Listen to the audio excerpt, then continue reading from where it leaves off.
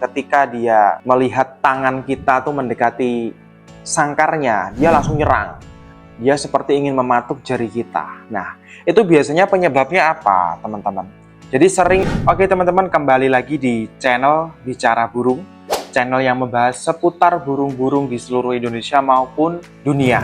Nah, di episode kali ini kita akan membahas masalah burung cendet atau burung pentet yang sering kali dialami oleh pemilik atau pemelihara burung cendet.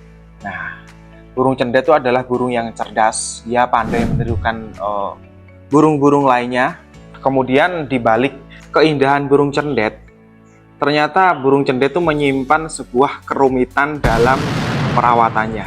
Gitu.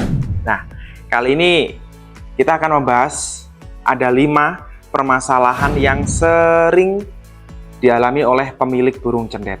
Nah, masalahnya apa dan solusinya apa? Nah, simak video ini sampai habis, jangan di skip biar nggak gagal paham. Langsung aja tanpa berlama-lama kita bahas. Check it out. Oke, teman-teman, yang pertama yaitu adalah masalah salto. Nah, salto atau sering berputar-putar. Jadi kayak gitu. Burung cendet itu adalah burung yang salah satunya permasalahannya adalah sering salto. Sebetulnya penyebab salto itu apa sih, teman-teman? Penyebab salto itu adalah birahi atau emosi yang terlalu tinggi. Nah, pada intinya tuh itu. Kemudian cara burung itu untuk meluapkan rasa emosi, rasa birahinya tinggi itu dengan apa ya? Dengan salto itu. Karena memang kan kalau di sangkar harian, itu kan sangkarnya kan kecil, teman-teman. Jadi geraknya tuh terbatas. Jadi mungkin perilakunya dari si cendet itu dengan cara salto gitu. Beda lagi kalau misalkan cendet itu dikasihkan di kandang aviari atau kandang yang besar. Itu mungkin perilaku salto nggak ada. Karena apa? Dia pelampiasannya bisa terbang ke sana, terbang ke sini. Gitu. Kalau di sangkar harian pasti itu adalah indikasinya birahi dan emosinya terlalu tinggi gitu. Di samping karena emosinya atau birahinya terlalu tinggi, itu bisa juga mungkin karena memang tangkringannya kurang nyaman. Satu itu, yang kedua mungkin karena memang dia merasa lingkungannya tidak aman buat dia. Makanya dia perilakunya seperti kayak salto itu karena dia memang cendetnya itu sendiri merasa tidak nyaman gitu. Makanya dia pelampiasannya seperti itu, dia sering-sering salto gitu, teman-teman. Solusinya apa, teman-teman? Untuk menyikapi burung cendet yang perilakunya seperti itu, mungkin ini bisa dicoba, teman-teman ya. Yang pertama, bisa ubah posisi tangkringan gitu. Jika tangkringannya itu adalah sejajar, teman-teman. Jadi sejajar antara sini sama sini, sejajar gitu. Coba dirubah, teman-teman, menjadi menyilang. Jadi tangkringannya tuh seperti ini. Coba dibikin seperti ini, tangkringannya tuh menyilang. Itu akan meminimalisir burung cendet salto dengan bentuk tangkringan yang menyilang seperti itu. Kemudian kalau nggak dibikin silang, coba teman-teman gunakan satu tangkringan saja gitu untuk sementara waktu.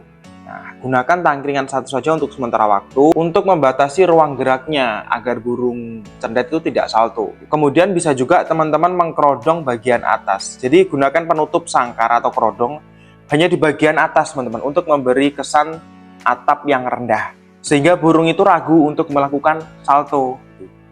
Jadi burung cendet itu bisa dia lebih diem, lebih tenang di tangkringannya gitu.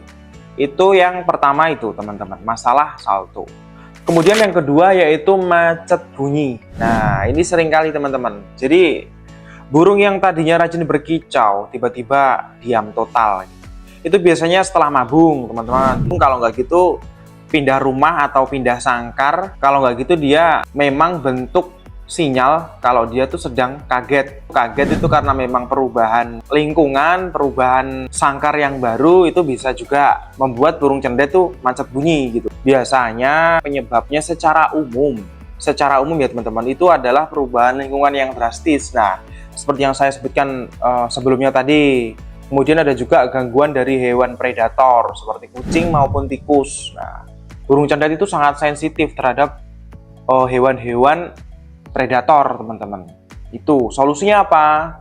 Teman-teman bisa pertama itu isolasi dulu. Jadi full kerodong, teman-teman.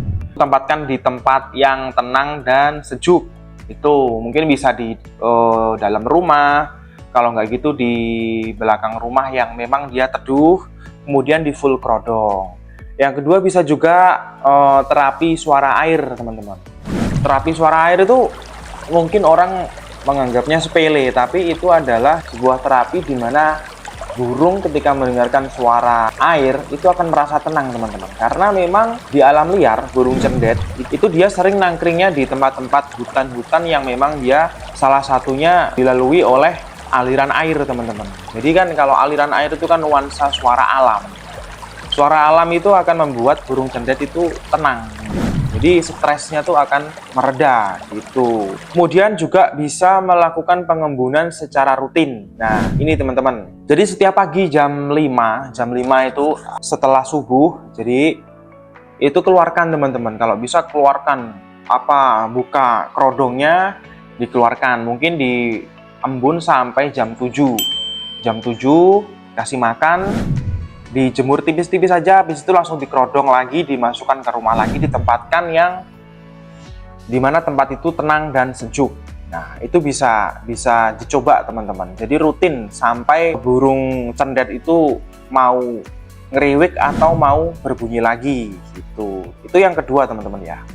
Kemudian yang ketiga, masalah galak atau nyerang tangan. Nah, jadi seringkali burung cendet itu sangat agresif, teman-teman. Ketika dia melihat tangan kita tuh mendekati sangkarnya, dia langsung nyerang. Dia seperti ingin mematuk jari kita. Nah, itu biasanya penyebabnya apa, teman-teman? Jadi terlalu sering diberikan makanan tambahan extra fooding langsung dari tangan. Nah, ini yang sering kali para kicau mania tuh melakukannya pada burung cendet. Dan itu justru akan meningkatkan masalah pada burung cendet, yaitu nyisik atau galak itu tadi gitu. Dia akan menyerang tangan, dia akan galak gitu. Dan gak enaknya lagi tuh dia akan mudah merasa emosinya tuh terlalu tinggi, teman-teman. Gitu. Jadi solusinya teman-teman coba berhenti memberikan makan pada burung cendet itu secara langsung dengan tangan, teman-teman. Jadi mending amannya dikasih kecepuk gitu aja. 5 atau sampai 6 ekor gitu. Jadi biar burung cendet itu makan extra foodingnya di cepuk makan itu tadi, teman-teman. Itu. Kemudian bisa juga teman-teman coba perawatan mandi malam. Perawatan malam ini bisa teman-teman lakukan malam hari antara jam 7 sampai jam 8 malam lah. Coba itu mandi malam. Jadi disemprot embun gitu aja, teman-teman. Jangan sampai basah kuyup. Intinya burungnya terlihat basah tapi jangan sampai basah kuyup. Itu coba itu dipraktekin, teman-teman. Itu bisa meredakan emosi, meredakan galak, dan burung cendet bisa lebih tenang dan lebih rajin berkicau lagi gitu. Itu tadi yang ketiga, teman-teman ya. Kemudian yang keempat adalah cabut bulu. Nah, ini juga seringkali menjadi permasalahan pada burung cendet, teman-teman. Jadi burung itu mematuki dan merusak bulu ekor atau sayapnya sendiri sampai berdarah. Nah, ini parahnya sampai berdarah itu, teman-teman. Jadi penyebabnya itu apa? Karena satu, mungkin bisa overbirahi, itu bisa. Kondisi fisik yang terlalu panas akibat extra fooding yang tidak dikontrol, atau bisa jadi karena penjemuran yang terlalu berlebih. Nah, itu bisa jadi burung mencabuti bulunya, teman-teman. Mungkin karena yang dirasakan burung cendet itu ketika dia mencabuti bulunya itu karena memang badannya ngerasa nggak nyaman. Mungkin karena badannya terlalu panas, jadi dia pelampiasan emosinya tuh bingung, teman-teman. Jadi larinya ke pencabutan bulu. Mungkin khusus burung-burung yang seperti itu pelampiasannya agak unik ya, teman-teman. Jadi seperti kayak gitu, mencabuti bulu, mencabuti ekor, sampai yang paling parah sampai berdarah. Solusinya apa, teman-teman? Kurangi jemur. Nah, itu. Jadi kurangi jemur itu bukan berarti berhenti total melakukan penjemuran. Tidak. Jadi mungkin jemurnya biasanya 1 jam sampai 1,5 jam. Nah, dikurangi, teman-teman. Untuk burung yang mengalami masalah tersebut, jadi jemurnya bisa 15 sampai 20 menit cukup waktu pagi hari. Nah, 15 sampai 20 menit di waktu pagi hari itu udah cukup, teman-teman. Itu vitamin yang dihasilkan oleh sinar matahari pagi udah bisa masuk ke dalam tubuh burung gitu. Itu nggak akan membuat burung panas, tapi lebih larinya ke kesehatan bulu dan juga tulang. Itu. Kemudian tingkatkan frekuensi mandi. Nah, jadi mandikan burung ini lebih sering. Biasanya 1 kali sehari atau 1 kali dalam 2 hari. Itu bisa coba satu hari itu bisa 2 kali. Jadi pagi sama sore gitu. Itu bisa juga teman-teman dipraktekin seperti itu. Mandinya bisa disemprot atau dikasih cepuk. Kalau memang burung itu biasanya mandinya sering dicepuk mandi, ya udah dikasih cepuk. Kalau memang biasanya disemprot pun juga nggak masalah. Tergantung kebiasaan rawatan hariannya seperti apa gitu. Kemudian bisa juga diberikan cacing teman-teman. Nah, cacing itu dia mempunyai protein yang tinggi. Dia juga bisa membuat burung itu badannya lebih dingin dari dalam, teman-teman. Jadi kalau mandi itu kan pendinginan dari luar, kalau cacing itu pendinginan dari dalam. Itu sifatnya, kalau cacing itu dia dingin, membuat burung itu dingin, teman-teman. Itu bisa diberikan cacingnya cacing tanah ya, teman-teman. Cacing tanah tuh cacing yang warnanya merah itu. Jadi pemberiannya bisa langsung dikasih kecepuk, utuhan gitu aja nggak masalah, nggak perlu dipotong, teman-teman. Itu nanti dia, kalau burung cendet kan dia paruhnya kan besar, tajam. Jadi biasanya kalau burung cendet itu di alam liar dia memburu burung itu kan sangat pintar, teman-teman. Karena paruhnya memang besar, kemudian dia juga bisa memanfaatkan kakinya juga. Jadi berikan utuh itu nggak masalah. Itu pemberiannya bisa 2 kali dalam seminggu, teman-teman. 2 kali dalam seminggu.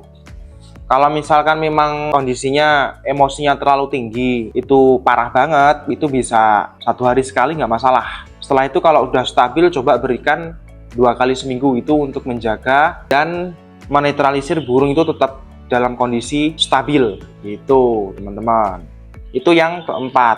Kemudian yang terakhir ya, teman-teman, masalah kelabakan atau giras.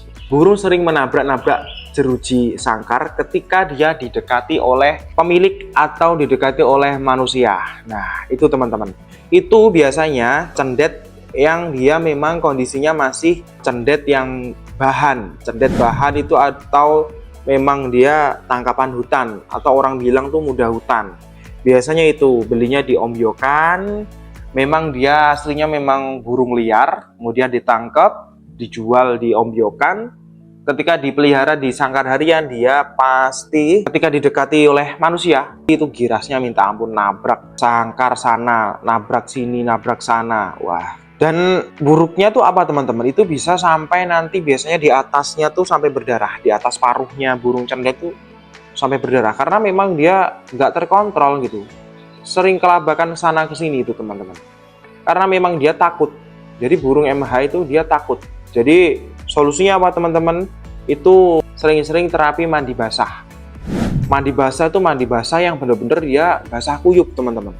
Jadi mandikan hingga benar-benar basah kuyup agar burung itu lelah dan menjadi lebih tenang saat didekati. Nah, ini adalah suatu treatment atau perawatan khusus untuk burung yang muda hutan. Itu, teman-teman. Kemudian juga bisa digantang di tempat yang rendah. Jadi apa? Jadi lebih ke solusinya lebih ke pembiasaan, teman-teman. Ketika burung itu sering mendapati manusia mendekati dia gitu, lama-lama dia akan terbiasa, teman-teman. Dia akan terbiasa, lama-kelamaan dia akan jinak, merasa bahwasanya manusia itu bukanlah sosok yang mengancam dirinya gitu. Jadi itu bisa diterapin. Oke, mungkin itu teman-teman ya, 5 masalah yang sering dialami oleh pemilik burung cendet.